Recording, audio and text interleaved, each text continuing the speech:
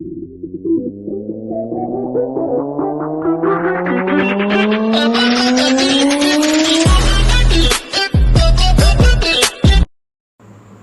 And welcome to the first year physiology marking series. इसमें basically हम chapter number 6 को discuss कर रहे हैं। वही सारी चीज़ें जिसमें यूएचएस पास पेपर सारा कुछ एट्सेट्रा एक्स्ट्रा सारा मैं बताऊंगा समराइज फॉर्म में।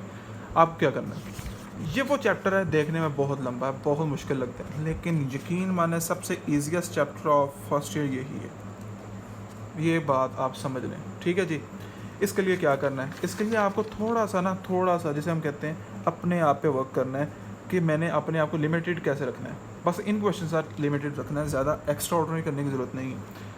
Define sarcomere and their changes, ये सारी की सारी चेंजेस आपको पास पेपर में पता कितनी मिलेंगे, 3।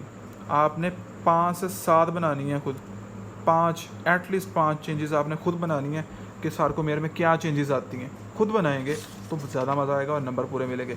सार्कोली ये सारी आपने रीड करनी है। जस्ट ये वाला एक पॉइंट एमसीक्यू के लिए पॉइंट है, ये सारी रीड आएगी। उसके बाद ये भी रीड है, force of contraction MCQ point है। अच्छा जी, यहाँ से एक आता है एक और एमसीक्यू आता है Titan. What is Titan? Titan filament क्या है, इसका फंक्शन पूछ लेते हैं। ये आपको करना ही पड़ेगा, ये मेरे ख्याल में सप्ली में आया भी हुआ है 2020 में, ठीक है जी। उसके बाद मैकेनिज्म ऑफ कॉन्ट्रैक्शन। अगर मैं आपको बताना चाहूँ मैकेनिज्म ऑफ कॉन्ट्रैक्शन में 2 तरह के अच्छा सबसे ज़्यादा धोखा कहाँ पे खाते हैं हम लोग। हम बाकी तो पढ़ लेते हैं मैकेनिज्म, हम जर्नल का वर्ड मिस कर जाते हैं, जर्नल मैकेनिज्म, ठीक है। जब आपने मैकेनिज्म कॉन्ट्रैक्शन या सार्कोमेयर का क्वेश्चन आए तो ये लाजमी रखना। अब जो सार्कोमेयर का क्वेश्चन है 2021 में रिपीट हुआ है, ठीक है जी। तो आपने ये क्वेश्चन लाजमी देख कर अपनी फॉर्म में समराइज़ कर लें। यहाँ से सारे का सारा गाइडेंस याद करने का कोई फ़ायदा नहीं होता, ठीक है जी। उसके बाद सेकंड वन, ये भी मैकेनिज्म ऑफ कॉन्ट्रैक्शन, ये मॉलिक्यूलर है, ठीक है जी। तो ये आपने ज़रा अच्छे से याद रखना। अब मॉलिक्यूलर में बेसिकली वही चेंजेस आएंगे सार्कोमेयर में जो क्वेश्चन में मोस्टली पूछी जाती हैं, ठीक है जी। What changes occur when muscle contracted in sarcomere, ये क्वेश्चन इसमें पूछा जाता है। मैकेनिज्म ऑफ कॉन्ट्रैक्शन हो गया। स्लाइडिंग फिलामेंट, उसके लिए आपको ये डायग्राम भी बनानी होगी स्लाइडिंग फिलामेंट मॉडल के लिए, ठीक है जी। ये दूसरा क्वेश्चन पूछा जाता है। उसके बाद role of the troponin C and tropomyosin. अब यह आपको सारे का सारा यहाँ पे करना पड़ेगा, ये वाला इन समराइज फॉर्म 1 और 2 मार्क्स का पूछते हैं। ट्रोपोनिन की सारी फॉर्म्स बताएंगे, टी सी जो भी होते हैं। देन आपको यहाँ पे मैग्नीशियम आयन का प्रेजेंस की वजह से क्या इफेक्ट होता है, ये एमसीक्यू में पूछ सकते हैं। आगे हम मूव करते हैं। ये कदर थोड़ा बड़ा यूनिट है, इसको इसलिए समराइज करते हैं। अच्छा, इसमें वॉक अलोंग थ्योरी, ये भी एक एससीक्यू क्वेश्चन है। मोस्टली जो सेंटअप्स हैं उनमें ये चीज़ आई हुई होती है, तो ये क्वेश्चन भी हमारा कवर्ड हो गया, ठीक है जी। उसके बाद आते हैं आगे की तरफ हम आएंगे तो यहाँ पे एक आता है फैंस इफेक्ट। ये बहुत से एचओडी का वाइवा फेवरेट क्वेश्चन होता है, ये आप कभी स्किप कर ही नहीं सकते, ठीक है जी। उसके बाद पावर स्ट्रोक्स के पूछ लेते हैं वाइवा में और एमसीक्यू में प्लस एससीक्यू में। इसके लिए आपको ये डायग्राम बनानी ही पड़ेगी वॉक अलोंग थ्योरी के लिए, ओके। देन आप मूव ऑन करें। ये कुछ ऐसा अच्छा इंपॉर्टेंट नहीं है, इसको आप क्रॉस लगा सकते हैं। देन यहाँ पे वर्कलोड के लिए एक जस्ट नॉर्मल लेंथ सार्कोमेयर की कितनी है और रेस्टिंग लेंथ कितनी होती है, डिफरेंट तरह से पूछते हैं। अच्छा, एक चीज़ याद रखिएगा, फंक्शनल यूनिट और structural unit of the muscle में डिफरेंस होता है। जो फंक्शनल यूनिट है वो सार्कोमेयर होता है, ये एमसीक्यू याद रखेगा। फंक्शनल यूनिट ये होता है, स्ट्रक्चरल यूनिट मायोफाइब्रिल होता है। ये बहुत सारे गलती करते हैं बच्चे, ये याद रखिएगा ये पॉइंट, ठीक है जी। उसके बाद हम आगे मूव ऑन करते हैं। आगे मूव ऑन करने के लिए एडवांटेजेस ऑफ ग्लाइकोलाइसिस, मैंने ये आपको जूम करके दिखा भी दूँ एक बार, ये आप नोट डाउन कर लीजिएगा अपनी बुक पे, ये देख लें, ठीक है जी। ये आपने सारे का सारा अपनी बुक पे नोट डाउन कर लेना और ये फार्मूला भी आपने लिखना ही लिखना है। चलें जी, अब हम मूव करते हैं आगे।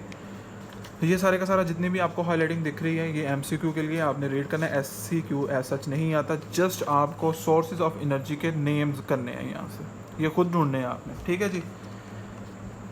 अच्छा, एक पॉइंट यहाँ पे एक वाइवा में हमें पूछा जाता है कि हाउ द एडीपी, जब एटीपी यूज़ हो जाती है उसको रीफॉस्फोरिलेट कैसे किया जाता है, अगर किया जाता है तो किस चीज़ से किया जाता है। ये आपकी असाइनमेंट हो गई। आइसोटोनिक और आइसोमेट्रिक में डिफरेंस आता है, यूक्यू है, ठीक है जी। आइसोमेट्रिक और उसके बाद आता है स्लो एंड फास्ट फाइबर, इसको दूसरे नाम से भी पूछते हैं रेड एंड वाइट फाइबर। ये हिस्टोलॉजी में भी आता है, तो ज़रा एहतियात से काम लीजिएगा। आपको ये वाले सारे के सारे पढ़ने होंगे MCQ के लिए, जस्ट कुछ भी करने की ज़रूरत नहीं है। ये आपको निमोनिक यहाँ पे नज़र आ भी रहा होगा, ठीक है जी। ये इसी लिहाज से स्लो और फास्ट पेपर का आप कर भी सकते हैं, ठीक है जी। इसको साथ कोरिलेट कर लीजिएगा। आगे आ जाते हैं, यहाँ पे आता है सबसे इंपॉर्टेंट क्वेश्चन, टेटनाइजेशन। टेटनाइजेशन अक्सर औकात पूछा जाता है। मसल फाइबर सबमिशन, ये आपको डेफिनेशन, ये सारी के सारी बेसिकली आप यहाँ पे रीड लाजमी कीजिए, लेकिन एक बार फिर दोस्त से लाजमी कंसर्न कीजिएगा, ये वहाँ पे पेट डेफिनेशंस लिखी हुई हैं। स्ट्रेटरीज और ट्रैपी, one of the most important UQ।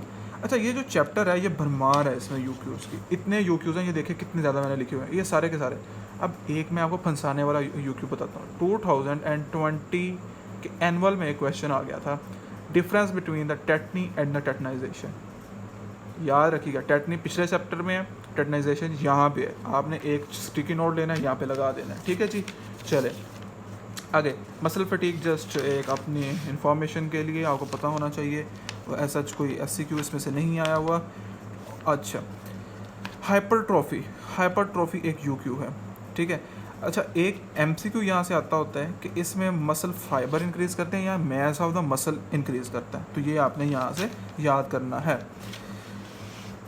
Then हम मूव करते हैं मैक्रोमोटर यूनिट पे। इसमें पोलियोमाइलाइटिस के ऊपर सिनारियो अक्सर औकात सेंडअप्स में दे दिया जाता है, तो आपने इस पूरे को ब्लू बॉक्स को रट लेना है। इसी तरह डिस्ट्रॉफी पे नहीं छोड़ सकते, किसी हालत में नहीं छोड़ सकते।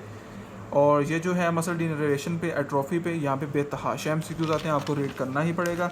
और यहाँ पे इसकी एक दो और MCQ पॉइंट्स हैं, इसका दूसरा नाम कौन सा होता है वो दिया गया है, ये आपने यहाँ से कर लेना है।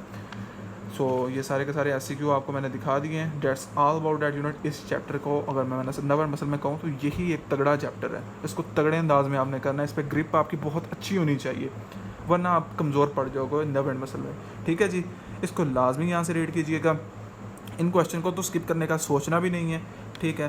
देन इंशाल्लाह हम जो नेक्स्ट यूनिट में करेंगे मूव ऑन, वो आपको अब थोड़ा सा रिलैक्सेशन दे देंगे। स्टे ट्यून्ड, इंशाल्लाह मिलते हैं नेक्स्ट वीडियो में। अल्लाह हाफिज़।